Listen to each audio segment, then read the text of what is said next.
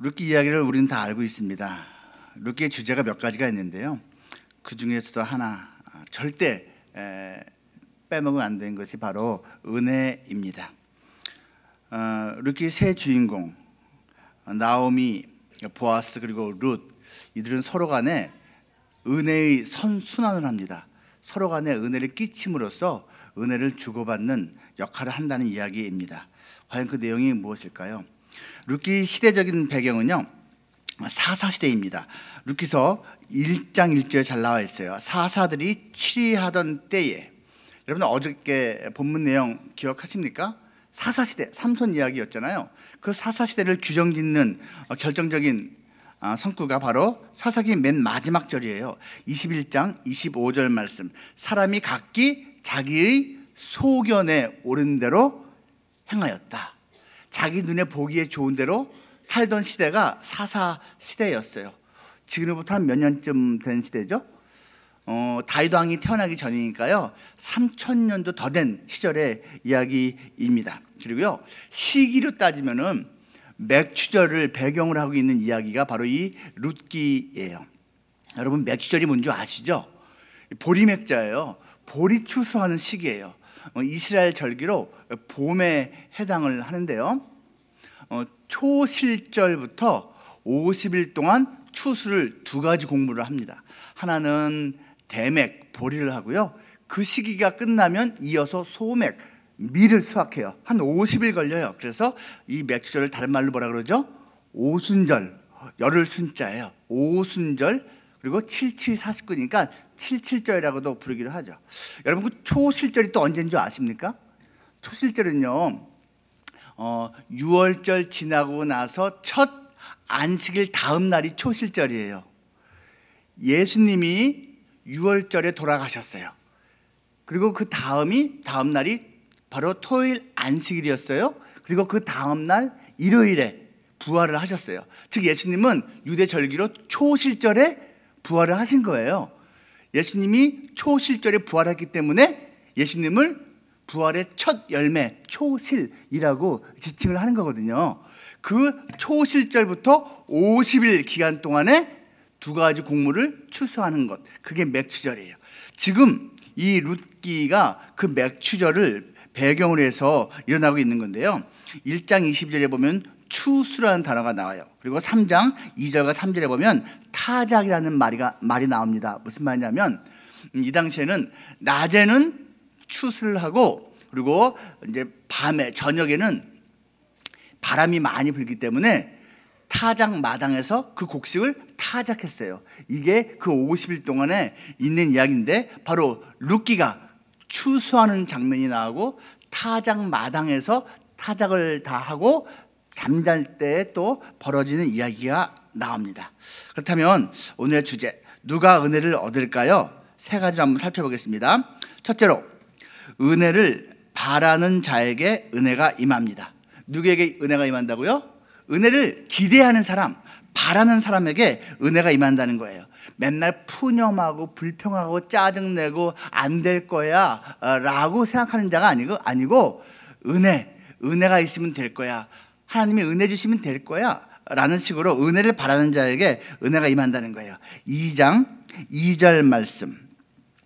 모압 여인 룻이 나오미에게 이르되, 원하건대 내가 밭으로 가서 내가 누구에게 은혜를 입으면 그를 따라서 이삭을 주겠나이다 하니, 나오미가 그에게 이르되 내 따라 갈지어다 하매.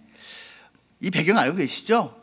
지금 나오미 가족이 10년 전에 자기가 살고 있는 베들레헴 땅에 흉년이 들어서 먹고 살기가 좀 힘들다 싶었던지 자기 조상들의 땅을 팔아서 그 돈을 가지고 사업 좀 해보겠다고 그만 모압 땅으로 갔어요. 근데 가서 잘 된 게 아니고 쉽게 말해서 망했어요. 심지어는 사랑하는 남편과 두 아들이 다 죽었어요. 젊은 두 과부, 그리고 나이 많은 과부 셋이 남았는데 고향 땅으로 10여 년 만에 돌아오게 된 거예요. 셋이 돌아온 게 아니라 둘이 돌아왔죠. 나오미와 그의 젊은 며느리 룻이 함께 돌아왔습니다. 그 당시에는요, 여자들끼리 밥을 어떻게 벌어먹을 수 있는 시대가 아니었어요. 그래서 가장 가난한 사람들이 할 수 있는 것이 바로 이삭 줍기였습니다. 지금 이제 돌아온 이 룻이 시어머니한테 만약에 내가 은혜를 입으면 이삭을 죽을게요. 이삭 죽는 것도 허락받아야 되거든요. 은혜를 입으면. 지금 가장 낮은 상태에 있는 이 롯은 은혜를 입으면 내가 이렇게 살 수 있을 것이라고 고백을 합니다. 그뿐이 아니에요. 13절 말씀 보시기 바랍니다. 2장 13절 롯이 이르되 내 주여 내가 당신께 은혜 입기를 원하나이다. 이 장면이 뭐냐면요, 드디어 이삭을 죽게 됐는데 성경에선 우연이라고 써 있지만 하나님의 섭리로 보아스의 그 땅에서 이삭 죽기를 하게 된 거예요. 근데 보아스가 이미 소문으로 롯을 알고 있었어요. 참 귀한 모압 여인이 들어왔다는 것을. 그래서 잘 대해줍니다. 격려합니다. 근데 그게 너무 행복했던 거예요. 그때 롯이 어떻게 말합니까? 보아스를 내 주라고 말합니다. 내 주여 내가 당신께 은혜 입기를 원합니다. 은혜 베풀어 주세요. 여러분, 은혜를 바라는 자에게 은혜가 임합니다. 여러분 평소에 은혜를 바라고 있습니까? 우리 사랑하는 자녀들 너무너무 이뻐요. 너무너무 이쁜데 지금 이 시간이 어떤 시간인지 여러분 알고 있지요? 새벽 기도, 특별 새벽 기도 시간이에요. 여러분 기도회 평소 하세요? 집에서 기도하세요?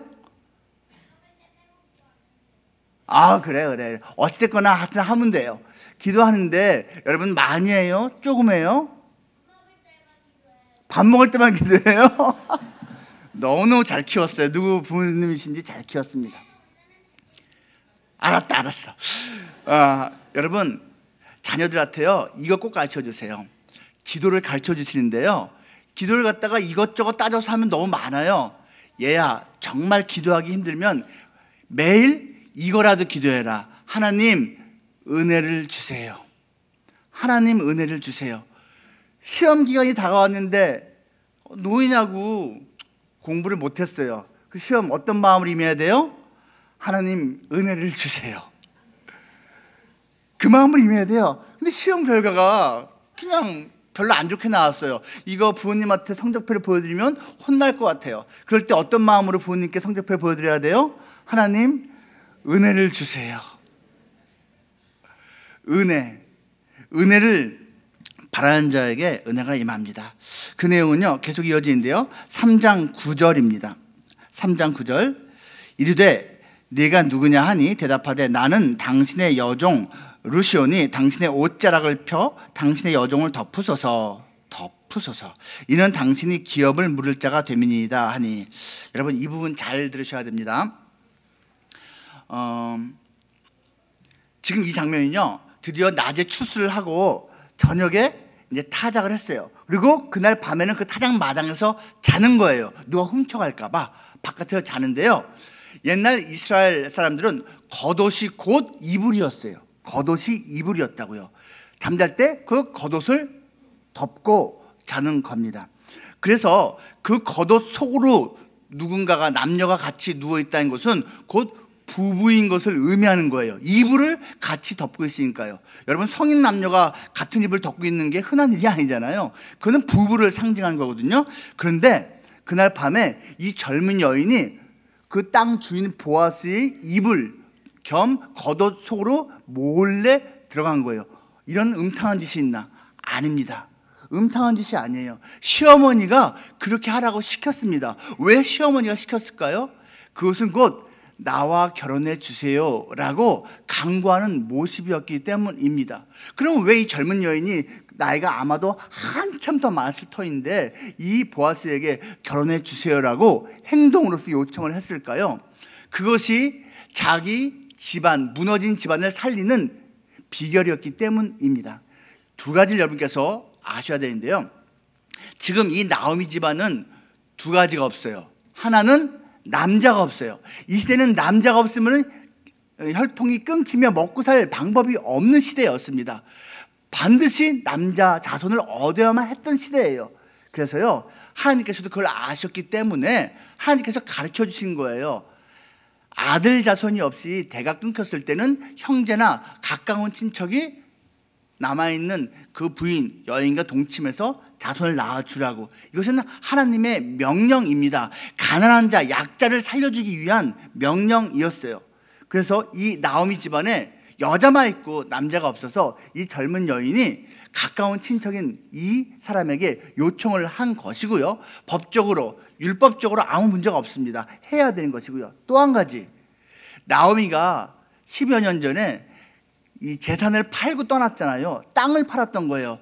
그런데 그 땅을 돌려받을 수 있는 기회가 있는데 그것은 가까운 친척이 자기 돈으로 그 땅을 사서 되돌려 주는 거예요. 원주인에게. 그러니까 그 땅을 사주는 사람은 자기 돈을 써야 되니까 큰 은혜를 베푸는 것이죠. 근데 보아스가 그 두 가지 역할을 다 해줄 수 있는 거예요.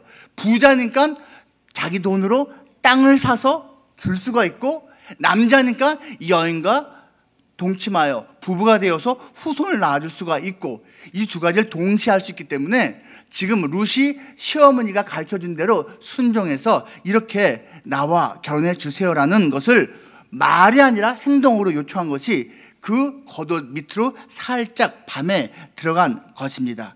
근데 그것을 뭐라고 말하고 있어요? 당신의 옷자락을 나에게 덮으소서. 여기서 옷자락이라는 단어가요, 바로 앞에 한 번 더 반복되거든요. 2장 12절 말씀. 여호와께서 내가 행한 일에 보답하시기를 원하며 이스라엘의 하나님 여호와께서 그의 날개 아래에 보호를 받으러 온 네게 온전한 상 주시기를 원하노라. 지금 이것은 보아스가 룻에게 그 앞에 만났을 때 해준 축복의 말이었어요. 여러분 여기서요 이렇게 말하죠. 날개, 여호와 하나님의 날개 아래의 보호.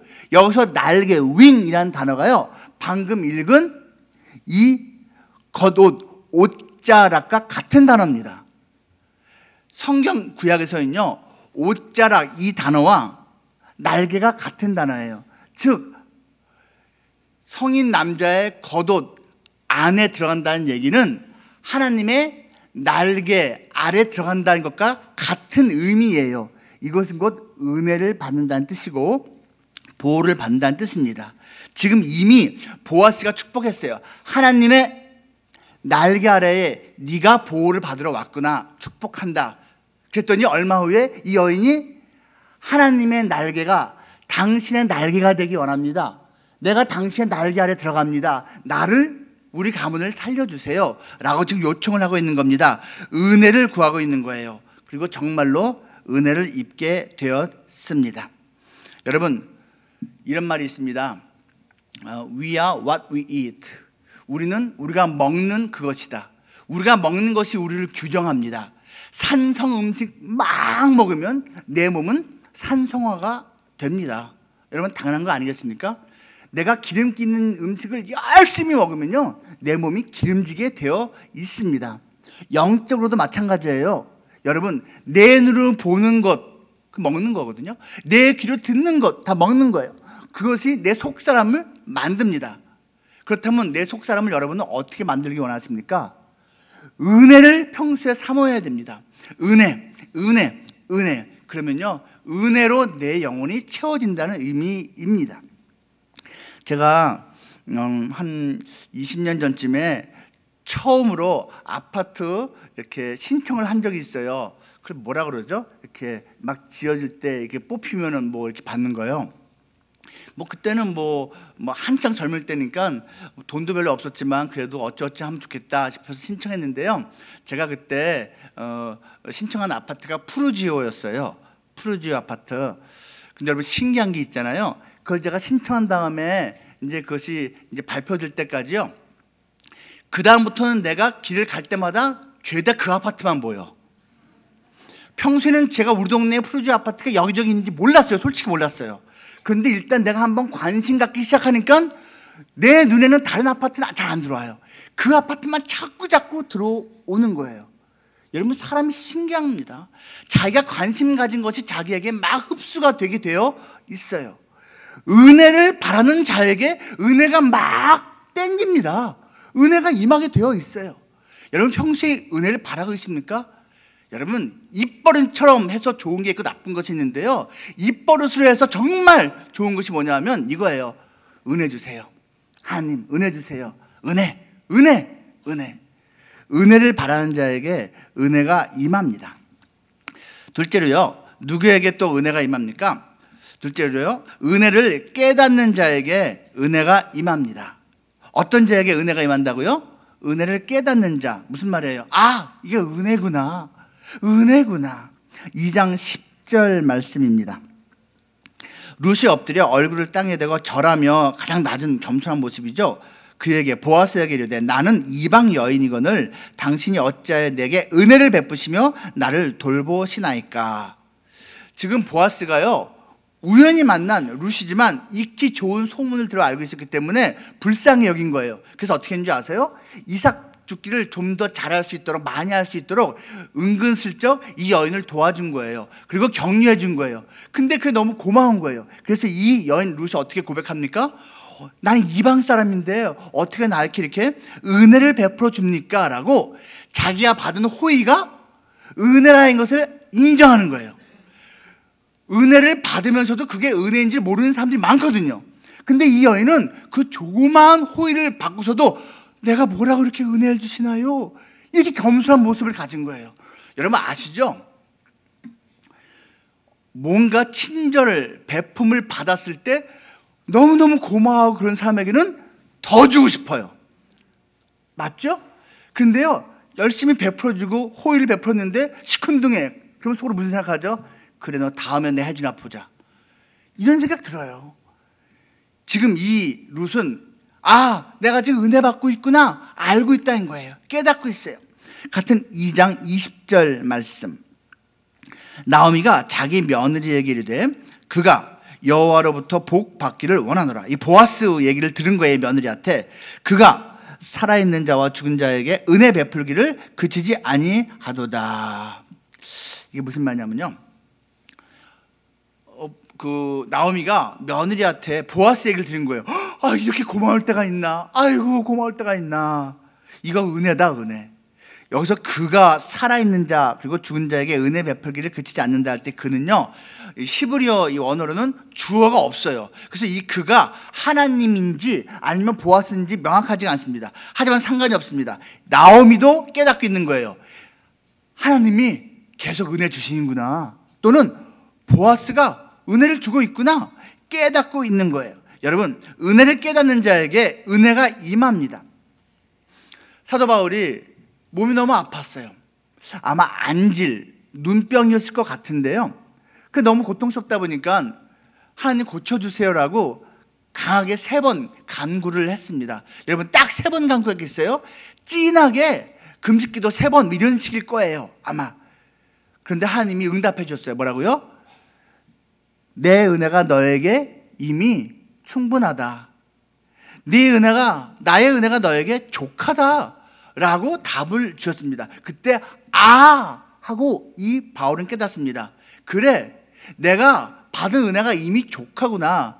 지금 내가 갖고 있는 이 고통조차도 결국은 나를 위해서, 그리고 하나님 나라를 위한 은혜이구나 라는 것을 깨달았다는 거예요. 그리고 하나님을 찬송합니다. 여러분, 하나님의 은혜를 깨닫고 있습니까?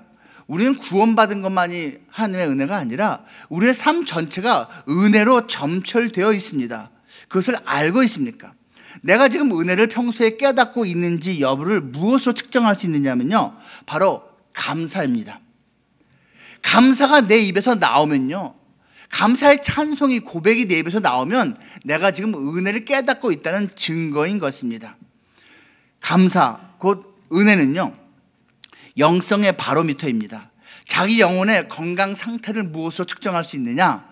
바로 은혜를 깨닫고 얼마나 감사가 나오느냐 하는 것입니다. 지금까지 지내온 것 주의 크신 은혜라. 모르겠어요. 제가 이제 성기동 교회에서는요, 신방 가면 제일 많이 선택되는 찬송이 301장 바로 이 곡이었습니다. 저는 신방 가면 항상 당사자한테 찬송가 고르라고 하거든요. 그러면 제일 많이 나오는 게 이거예요. 어떨 땐 같은 날 3번도 부릅니다.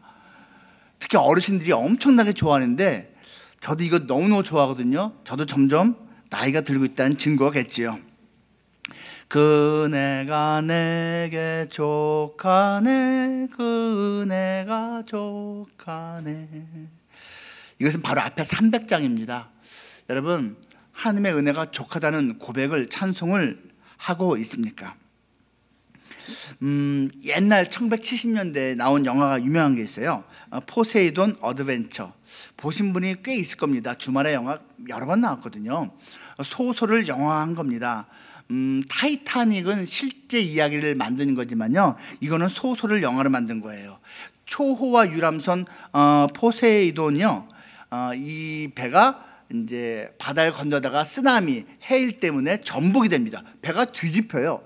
그래서 살아남은 자들이요, 이제 여러 가지 방식으로 이제 탈출하려고 하는 과정을 보여주고 있습니다. 주인공이 여러 명이 나오는데 그 중에서 넘버원 주인공이 진 해크만이라고 하는 지금도 활동하고 있는 유명한 배우입니다. 그가 맡은 역할은 스커트 목사예요. 스컷 목사와 그를 따르는 한 8명쯤 되는 사람이요, 이 배가 뒤집혔기 때문에 그 뒤집힌 배 밑, 즉 위쪽을 향해서 계속 힘든 여정을 겪으면서 올라갑니다. 그러면서 여러 사람이 희생을 당해요. 드디어 맨 마지막 부분, 그 뒤집혀진 배, 물은 밑에부터 차오르고 있죠. 그 맨 밑에 갔는데, 맨 위로 올라갔는데 한 가지가 마지막 문제가 생겼어요. 그만 문을 열어야지 그 위로 올라가서 망치로 그 배 밑바닥을 두들겨서 구조하러 온 사람들이 자기들을 이렇게 데려갈 수 있게 만드는데, 그 문을 여는 그 핸들이 뜨거운 수증기 때문에 손을 댈 수가 없는 거예요. 마지막 순간에 스칸 목사가요, 자기 몸을 날려서 그 핸들을 잡고 몸을 비틀면서 자기 손이 이렇게 열기 때문에 녹아진 것을 참고선 문을 엽니다. 그러면서 결국 그는 마지막 순간에 장렬하게 희생을 당합니다. 그 영화 참 인상 깊게 봤는데요, 그 스칸 목사가요, 마지막 대사를 이렇게 합니다.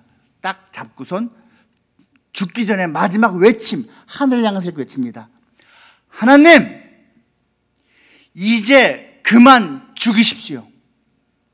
이제 그만하세요. 도대체 얼마나 더 죽어야 만족하시겠습니까? 여기까지도, 지금까지도 당신 없이 왔습니다. 제발 방해하지 마세요. 하고 죽습니다. 제가 이걸 어떻게 아냐고, 대사를요. 제가 이 영화를 여러 번 보기도 했지만 나중엔 아예 비디오를 구입해 갖고선 제가 지금도 보관을 하고 있어요. 그래서 제가 이걸 확인할 수가 있었습니다. 대사를요. 이 영화를 보고 나서요, 제가 중학교 2학년 때였는데요, 어느 날 제 담임 선생님이 저한테 이렇게 말씀하셨어요. 태양아, 너 그 영화 봤니? 예, 봤어요. 야, 나는 교회 안 다니는데 네가 나 맨날 교회 다니라고 했잖아. 제가 선생님 전도하려고 애를 썼거든요. 선생님이 그랬어요. 그런 목사님이 있는 교회라면 나도 가보고 싶다. 너무 멋지지 않니? 근데 제가요, 그때 마음이 좀 아팠어요. 살짝이요. 교회에 나오고 싶어 하셨다는 건 너무 좋았어요. 그런데 왜 마음이 아팠냐? 그 스칸 목사님은 잘못된 시각으로 하나님을 바라봤거든요.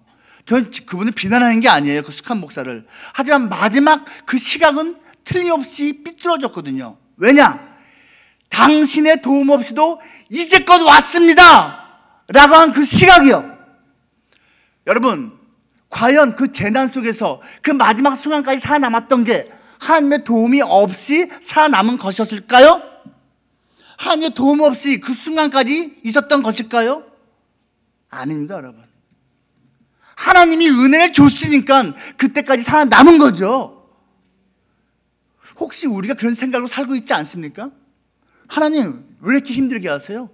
나 하나님 도움 없이 인생 열심히 살아왔어요. 하나님 도와주질 못할 망정 회방을 하지 마세요 라는 심정으로 혹시 사는 분 있지 않습니까? 여러분, 지금 내가 여기 이 순간 숨을 쉬면서 존재하는 것 자체가 하나님의 은혜입니다. 제 선배 목사님이 이런 말씀을 하셨어요. 자기 교회 어떤 분이 마지막 임종을 앞두고 신방을 갔는데 손을 잡고 잘 움직이지 못하시니까 눈물을 흘리면서 남자분이 이렇게 말씀하더래요. 목사님, 나 하루만 건강하게 살고 싶어요. 하루만 더 건강하게 살고 싶어요. 왜요? 천국에 빨리 가시면 좋지 않아요? 아니에요. 하루만 더 제가 건강하게 살 수 있다면 교회에 나가서 화장실 청소하고 싶어요. 나는 교회를 오랫동안 다녔지만 단 한 번도 진심으로 내가 하나님을 사랑하는 마음으로, 교회를 사랑하는 마음으로 청소차 해본 적이 없어요. 그런데 이제 마지막 순간에 하나님 앞에 갈 생각하니까 너무 부끄러워요. 나 하루만 더 건강하게 살 수 있다면 화장실 청소하고 싶어요. 그걸 저한테 들려주시더라고요.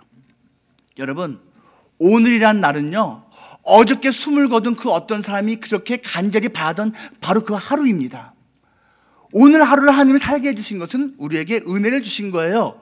살 이유가 있는 거예요. 살아갈 목적이 있는 거예요. 하나님께서 사명을 주셨기 때문이에요. 이것이 은혜라는 것을 깨닫는 자에게 은혜가 임합니다. 마지막 셋째로요, 누구에게 은혜가 임합니까? 은혜를 나누는 자에게 은혜가 임합니다. 1장 8절. 나오미가 두 며느리에게 이르되 너희는 각기 너희 어머니의 집으로 돌아가라. 너희가 죽은 자들과 나를 선대한 것 같이 여호와께서 너희를 선대하시기를 원한다. 여기서 선대라는 이 단어가요, 헤세드예요.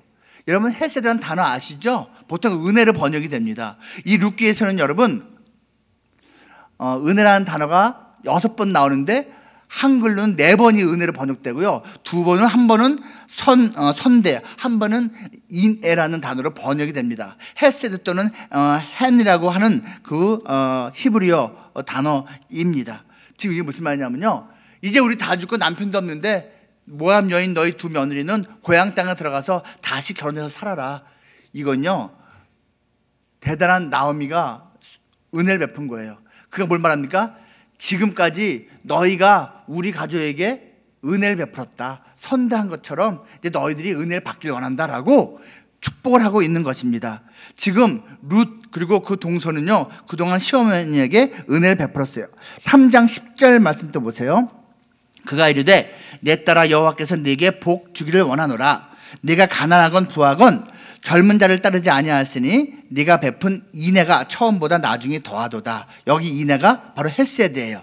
보아스가 축복합니다. 네가 젊은 남자하고 결혼하지 않고 네 시어머니를 따라서 여기까지 왔으니 네가 시어머니한테 은혜를 베풀었구나. 지금 여기 혹시 시어머니 있습니까? 며느리 있습니까? 있으시죠? 며느리에게 은혜를 베풀어 주세요. 시어머니에게 은혜를 베풀어 주세요. 그러한 자에게 은혜가 임합니다. 은혜를 나누는 자에게 은혜가 임하는 거예요. 제가 있던 교회에 어떤 이제 그 부부가 이제 예쁜 딸을 계속 낳았어요. 첫째 아이 이름이 초은이에요. 참 이름이 예쁘죠? 초음은혜. 둘째 딸 낳았어요. 이름이 다은이에요. 많은 은혜. 셋째를 또 가졌는데 또 딸이래요. 그러면서 저한테 이름을 지어달래요. 제가 뭐라고 지었을 것 같아요? 제가 이렇게 말씀드렸어요. 시은이 어때요? 베풀 시자. 은혜를 베푸는. 처음 은혜, 많은 은혜 경험했으면 이제 은혜 베풀면 좋지 않겠어요? 시은이. 그 셋째 이름이 시은이에요. 여러분, 은혜를 받았습니까? 나누십시오. 그러한 자에게 은혜가 임합니다. 뭐니 해도 은혜를 나누는 최고의 사람은 보아스였습니다. 보아스는 이 두 여인에게 은혜를 베풀었습니다. 결혼을 해줬습니다. 자기 재산을 가지고 그 나오미 집안의 땅을 되찾아서 주었습니다. 큰 은혜를 베푼 것이죠. 결국 이 보아스는 은혜의 통로가 된 것입니다. 여러분, 보아스가 왜 이렇게 은혜를 베풀었을까요? 그것은 아마도 그 이방 여인 룻을 보고 불쌍히 여겼기 때문입니다. 이 보아스의 어머니가 이방 여인이었기 때문입니다. 이 보아스의 어머니가 누구죠? 바로 라합입니다. 마태복음 1장 5절, 살몬은 라합에게서 보아스를 낳고, 라합은 바로 그 유명한 여리고성 창기, 여리고성의 그 여인이 바로 이 보아스의 어머니였어요. 그 이방 여인이 받는 수모와 아픔을 어머니를 보면서 이 아들 보아스는 느꼈을 겁니다. 그러니까 똑같은 이방 여인 룻을 보고 긍휼히 여겨주고 결혼까지 하게 된 거예요. 결국 이 두 사람에게서 누가 태어납니까? 증손자 다윗이 태어납니다. 그리고 다윗의 후손이 바로 예수 그리스도 메시아입니다. 여러분, 이 세 분 아십니까? 바로 이 보아스는 한 가문에게 은혜를 베풀었습니다.